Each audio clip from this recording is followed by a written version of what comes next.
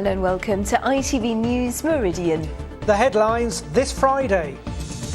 World leaders gather ahead of the Climate Change Summit this weekend. We speak to farmers and geologists in Kent and Sussex to see how the southeast is changing.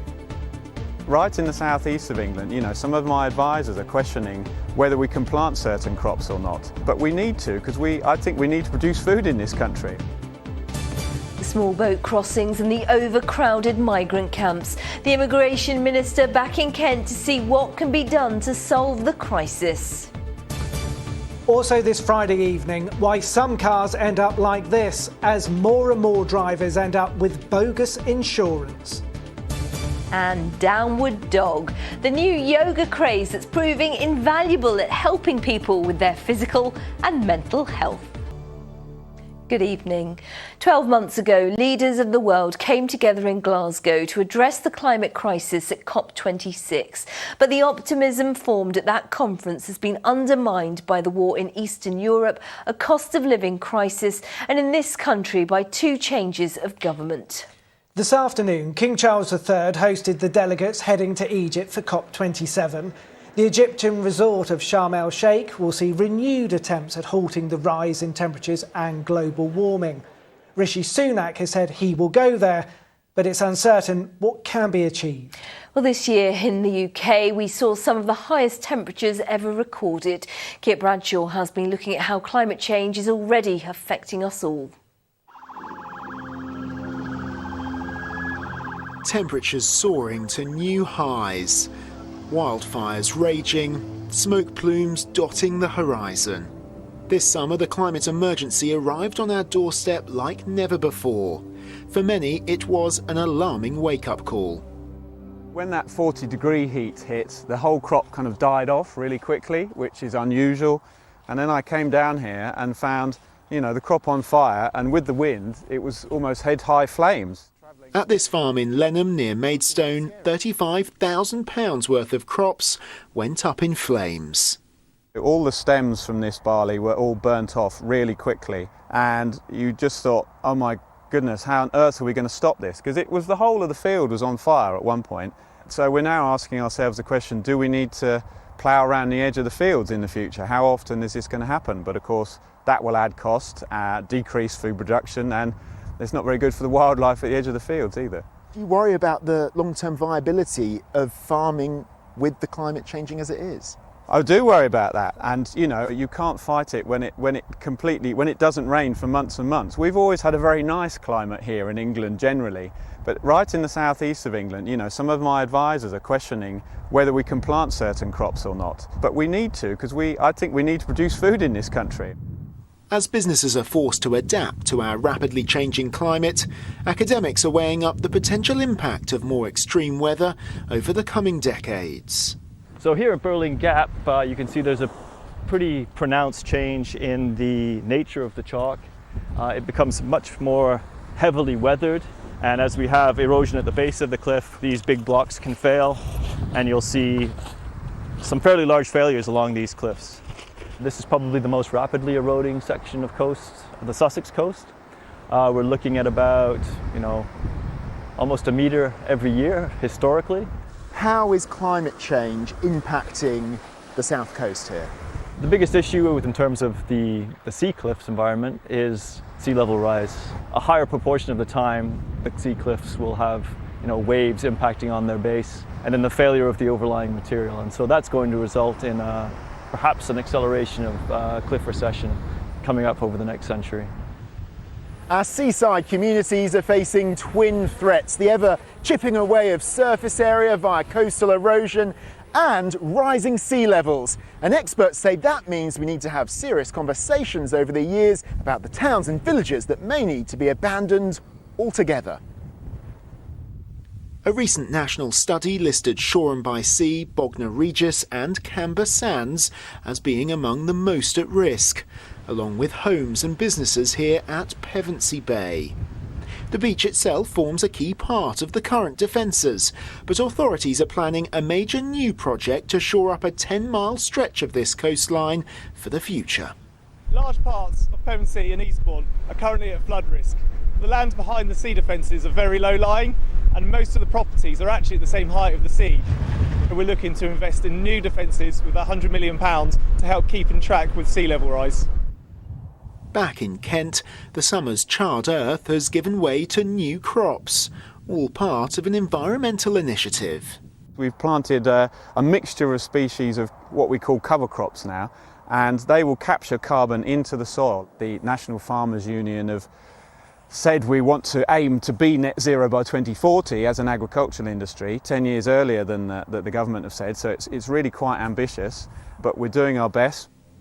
Climate change is no longer a distant issue on the horizon. It's already transforming the way many of us live our lives. And the pace of that change is likely to be partly determined by the actions we all take in the years to come. Kit Bradshaw, ITV News. 10 Greenpeace activists have been cleared over a protest that blocked a tanker of Russian oil unloading at Grays in Essex. The defendants stopped the ship from unloading the diesel last May. They claimed they were preventing a crime and that the fossil fuels were being imported and thereby funding Putin's war. The judge said he took the view the Russian war could be described as terrorism and cleared the activists. A former Kent mayor has been found guilty of dangerous driving after he drove his car at a nurse at a COVID testing centre last year. Vaughan Hewitt, who was elected mayor of Medway Council in 2012, was said to be very angry that another car had driven into a bay ahead of him in Gillingham. The court heard he had an aggressive outburst before he drove forward, striking nurse Susan Dyatt while she was noting his registration number. With the recent heavy rainfall and a forecast of more to come, Maidstone Borough Council is reminding people to be prepared for the risk of flooding. It comes after a red flood warning was issued for the River Uck in Sussex yesterday, with bad weather causing major disruption across the region. An army veteran from Brighton who raised thousands of pounds in memory of her brother has been honoured for her work. Gina Alsop won the Inspiration Award at a ceremony for veterans after setting up a foundation for cancer patients following the death of her brother, who also served in the forces. Gina raised over £10,000 by releasing a poetry book from former soldiers to help those struggling with PTSD. Now, the government's still facing major problems with the small boats crossing to Kent and Sussex. There's no end in sight to the numbers attempting the route between the French coast and the southeast. And the processing centres for the migrants reaching here are still under extreme pressure with overcrowding and lack of resources. Today, the Immigration Minister was in Kent again, his second visit this week, to see for himself what's being done. He didn't want to talk to ITV News Meridian nor any other reporters in Dover, but the town's MP told us the overcrowding at Manston was a reflection of the problems of the boats. Tony Green there for us. Coaches continued today to remove migrants from Manston after numbers peaked at 4,000 people being held in a facility designed to cope with 1,600. This processing centre was created to solve problems at Dover, which couldn't cope with the number of people arriving from France. Now those numbers are greater, and so is the problem, which is why Immigration Minister Robert Jenrick made his second visit here in a week. Well, I invited the Immigration Minister Robert Jenrick to come and meet with residents and councillors so that he could hear firsthand what an impact this small boats crossings crisis has on our community. Well, today he met with residents who have had migrants break into their gardens and into their homes, and he was able to hear how frightened those residents were and their ongoing concerns about the safety for themselves and the community. Is there a risk that we're demonising migrants here? If 40,000 people have come across the channel this year, how many of those are criminals? Well, I think it's really important to remember that this is illegal migration and that every person who's making that trip across the channel is already safe in France and has no reason to be getting into one of those small boats. The tension on Dover and Manston is creating tension in the local community. Some say, yes, we need to help them, they're deserving people, and others say we don't want them here, we've got enough. So it's a difficult line to spread, and that's one reason I was pleased to support Natalie this morning when the Minister came down, because he actually sat in one of the houses and heard from the residents exactly what their problems are. The Spitfire and Hurricane Memorial Trust is opposite the processing centre at Manston, and it's also feeling the effects. And as a museum, we're neutral on any of the politics in relation to it. But it's having a big impact on us because we've had the country's media circus parked in our car park and next to the building. We've had protesters turning up, a couple of hundred at a time. It's impacting on our visitor numbers. It's worrying our volunteers, most of which are elderly. The average age would be probably 70, 75. We're even getting people phoning up saying that they're concerned as to whether it's safe to actually visit us. Home Secretary Suella Braverman made a brief visit yesterday. She's now facing a legal challenge from one detainee who was held here for 3 weeks. The conditions that we're talking about that are forming the basis of our legal action against the facility are really severely, under-resourced. They're extremely inadequate. You're talking about a lack of access to appropriate medical facilities and a lack of access to legal support. Although there's evidence of improvements being made here, the threat of court action and more demonstrations planned this weekend means this issue isn't going to disappear anytime soon. Tony Green, ITV News. The parents of a man accused of dangerous driving in connection with a crash in which a father and his pregnant daughter died in Ramsgate appeared in court today, charged with perverting the course of justice. Noga Sella and her father, Yoram Hirschfield, were hit by a vehicle outside a car park on Leopold Street in August. Nitesh Basendri's parents, Burjan Singh and Sadhana Basendri from Manston, have been given conditional bail and will appear in Canterbury Crown Court later this month. A £6.6 million cost of living support package for students and staff at the University of Sussex has been announced. It includes a rise in the Student Hardship Fund, hoping to help with costs this winter. The university says it's prioritising those most in need. A prolific burglar from Dover, who officers found sleeping next to one of his crime scenes surrounded by stolen items, has been jailed. Miroslav Jano, who's 34 and of Folkestone Road, targeted sheds and homes in Dover, even stealing war medals. He's been sentenced to 3 years. New island habitat creation at the RSPB's Dungeness Nature Reserve in Kent is set to transform the area for birds and people, with 2 projects completed this year. The islands will help provide habitat for wildlife in the face of climate change and extreme weather events. It's hoped the winter will see different species making use of the new islands for the first time. 1 in 3 insurance fraud cases that are currently being investigated involve ghost broking of car insurance. It's where a criminal pretends to arrange legitimate insurance for a victim, but the policy turns out to be fake or invalid. The victim is left out of pocket and without insurance cover, which is often only discovered when they try to make a claim or are stopped by the police. Here's Kevin Ashford. This can be the crushing fate of an uninsured vehicle, seized by the police and destroyed. And could be the consequence faced by a victim of ghost broking, a fast-growing insurance scam that leaves people without cover. In worst case scenarios, those cars get taken away if they're not insured. And we know that 1 in 3 cars that are seized by the police are crushed. So this can be actually quite devastating.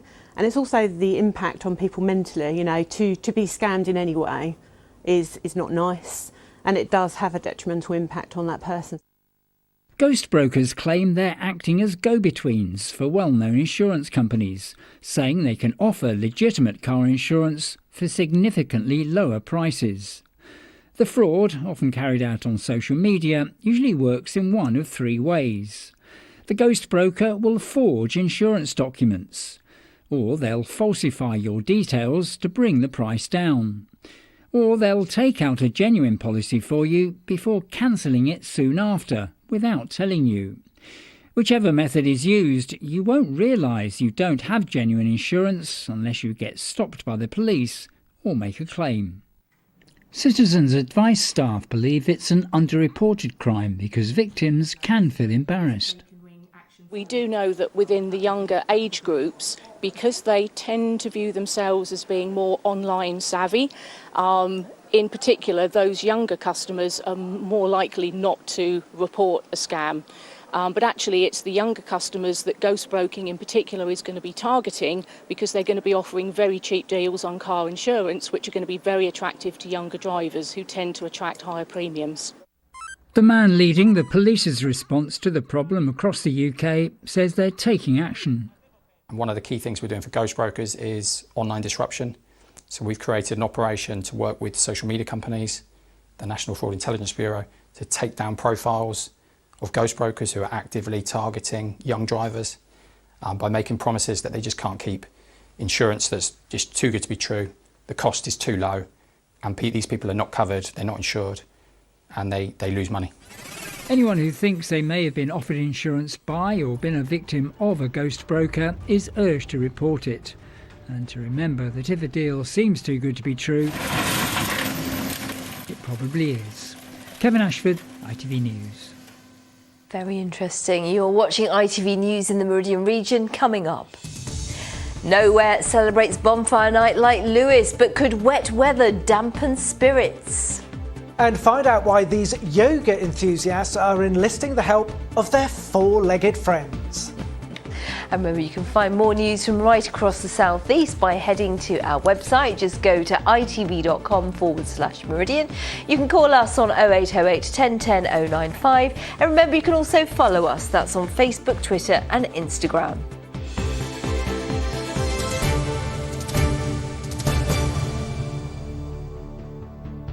The ITV Evening News continues with the national and international news at 6:30. Here's Lucrezia Millarini. Coming up, busy end finally in sight for rail passengers who've had to deal with constant disruption from this year's strikes. The RMT has paused 3 planned days of strike action over the next week and say they'll enter intensive talks with rail companies. Also, after being banned from COP, King Charles hosts his own climate meeting at Buckingham Palace. And a 100-metre high leap of faith as the celebs get ready for the jungle. Join me for those stories and more at 6:30.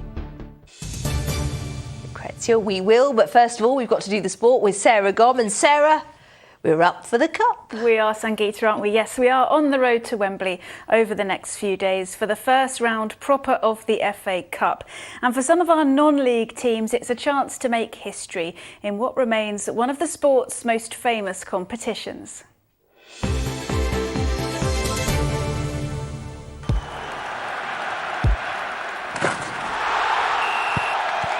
Zero Accounting Software sponsors ITV Regional Sports Report. One of those non-league teams hoping to make it through is Ebbsfleet United. They host FC Halifax, and the Kent side hoping to reach the second round for the first time in 19 years. The mentality will be right on Saturday 100% because they will test themselves as well. And they will be ready for it, and they will fight, and they will give it a proper try and a proper fight, because that's always good for a footballer to play against teams which are above you, because there you can see how good you are. Well, elsewhere in the Cup, Gillingham won't want to slip up at non-league AFC Fylde, and Crawley Town hope to progress with a home win over Accrington. To the Premier League now, and Brighton want to build upon Roberto De Zerbi's first win last week over Chelsea. They travel to Wolves tomorrow, looking for a repeat of that display. And the Seagulls have good form over Wolves, having beaten them 8 times in the top flight, their highest tally against any side. Sincerely, I have already forgotten the last game, because if we want to become a great team, we must to be focused only on the next game. Brighton's women, meanwhile, begin a new era this weekend following the departure of long-standing boss Hope Powell. Assistant manager Amy Merricks takes charge of the side for their WSL trip to West Ham United on Sunday, hoping to bounce back from last week's heavy defeat to Tottenham. We know that Sunday's performance was miles away from where we need to be. The players recognise that, and it's time to stand up and be counted for this weekend. There's been some real intent in training. We're clear on what we're going after, and we're going after a real professional performance, and it's important we stick to that. Good luck to them and good luck to all our teams in the Cup. We want to see them all in the next round, don't we? We certainly do. Every single one of them. So exciting. It's a brilliant competition. It is, Sarah, and you know more than me, but we love it. Well, you two do, obviously. Thank you. Now, tens of thousands of people are expected to line the streets of Lewes tomorrow for the annual Bonfire Night celebrations. Yes, the event is, of course, famous across the world. And landing on a Saturday is thought even more than usual may visit. But could the weather dampen spirits? Here's Andy Dickinson. Collecting wood for the bonfire, and what a bonfire. This just one of many being prepared in Lewes, together with countless flaming torches, firecrackers and fireworks in time for their legendary Guy Fawkes celebrations. I myself, I've been looking forward literally since the end of last year's bonfire for this year. They can expect the most glorious celebration that takes place in the UK. It does tend to surprise people. Firstly, the size of it. Our procession is probably about half a mile long. And the costumes, everyone is costumed up, the fantastic costumes, the set pieces, the banners, the tableau. It is not like anything that goes on anywhere else. And that's only part of it. It's thought up to 60,000 spectators could fill the town's alleys and streets, a serious challenge for the emergency services. Well, clearly the weather's beyond our control. Undoubtedly that may have an impact on the number of people attending. Our message is clear this year, as it is always.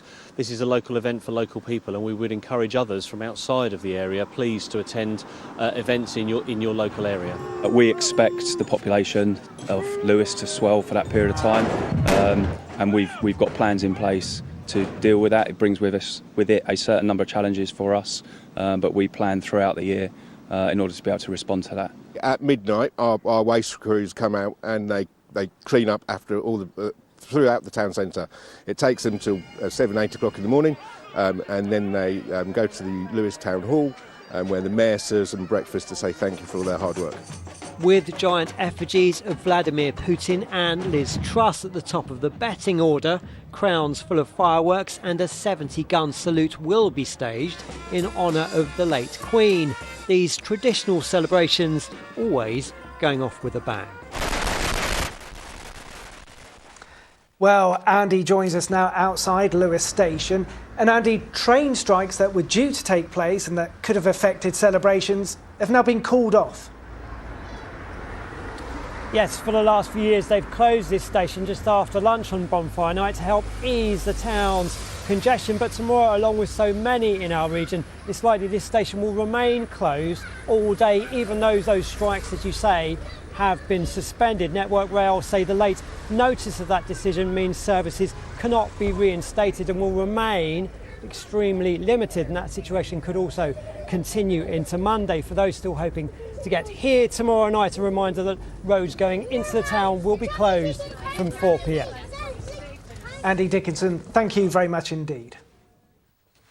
Now, the last few years have highlighted more than ever the importance of looking after our own mental health and well-being. It's why research suggests yoga classes boomed in popularity over the pandemic as people practice mindfulness. But now a new yoga craze is popping up across the country, and as Manifa Bob Simon reports, it's a class with a bit of a difference. Yoga classes are known for their relaxation and sense of escapism. But this isn't your average session. Waiting to get in on the action are 11 excitable puppies. Organisers started these classes after the COVID lockdowns with the aim of reconnecting people. It's just been a new thing to get all back together, a bit close again and mix with each other and feel good about being all back together, really. Puppy yoga doesn't just support physical well-being, it works to help with our mental health too. I've struggled for many years into my teenage years with depression, anxiety, not been fully diagnosed with what exactly is wrong with me, but this year I've been diagnosed with ADHD. Still awaiting treatment, but the symptoms do come as depression and anxiety. Being here today, I've met some lovely people, and the animals obviously, they're wonderful and so therapeutic and just so sweet to be around. Its benefits come as no surprise to wellness expert Camille Pearson from Hove. Yoga is great for improving mental health. I think post-COVID, I think a lot of people enjoyed practicing yoga at home with their pets. So having animals, cute animals in the room, I think is a really good thing. It's a positive step to kind of, release positive endorphins and hormones, help with mental health, that wholehearted feeling. And it's not just beneficial for us. Instructors say the classes help build the puppy's socialisation skills and give them a confidence boost. And as you can see, they are lapping up the attention. So they come to us from anywhere between 6 to 12 weeks, and that's their most important time for their brain development in that time. Just seeing different people, like it sounds crazy, but different hair types and like different clothing and just everything, it just makes them super aware. They're just a lot more confident when they go out.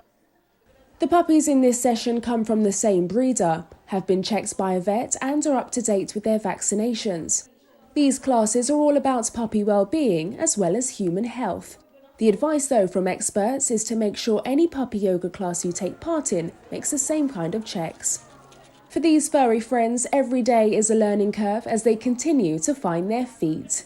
Little do they know, they're helping to boost our happiness and well-being one step at a time. Moni for Bob Simon, ITV News. I think that would be quite tricky. You've got a dog and you do yoga, yes? Yeah, I love yoga with Cosmo the dog. Not for me.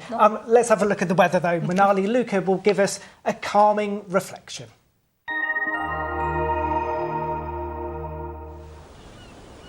Feels like home, whatever the weather. Valent Boilers and Heat Pumps sponsors ITV Meridian Weather. Hello there, good evening to you. We've got some unsettled weather to come this weekend. Spells of rain, windy conditions as well. The unsettled weather, all courtesy of low pressure sat out towards the west. It brings a series of weather fronts through the weekend. The first brings a band of wet and windy weather through Saturday. That clears through. Behind it, we've got blustery showers through Sunday. So back to the here and now, because by comparison tonight, it's relatively quiet. If you've got early bonfire night celebrations, you are the lucky ones. With largely clear skies and light winds, though, our temperatures will drop away. So a chilly night to come, a chilly start to Saturday morning, but a dry start to Saturday. But very quickly, the cloud will start to build initially ahead of that rain moving in from the west. You can see the brighter colours. Some of that rain will be heavy at times, and it's going to be accompanied by some strong winds. The winds stay strong through the course of the night. Temperatures under the cloud and rain 12 to 14 degrees, and we are going to see more wet weather as we head through Saturday night. Again, some heavy pulses in there, so an unsettled night to come for bonfire night. And that rain will linger for a time first thing Sunday morning. Here are your high tide times for Dover at 08:42 and again at 19 minutes past 9 tomorrow night. So for the outlook, Sunday we'll see blustery showers. They'll clear through. Monday itself starting off dry, fairly cloudy skies, but more wet, windy weather to push in later on. Tuesday again, a day of sunshine and showers. Wednesday probably shaping up to be the best day of the week. Our temperatures staying relatively mild by day and by night. Have a good weekend. Bye-bye. Valent sponsors ITV Meridian Weather. Take care. Now, in just a moment, the ITV Evening News with Lucrezia Millarini. From the team here, thank you so much for watching. Have a fantastic and safe weekend. Bye-bye. Bye-bye.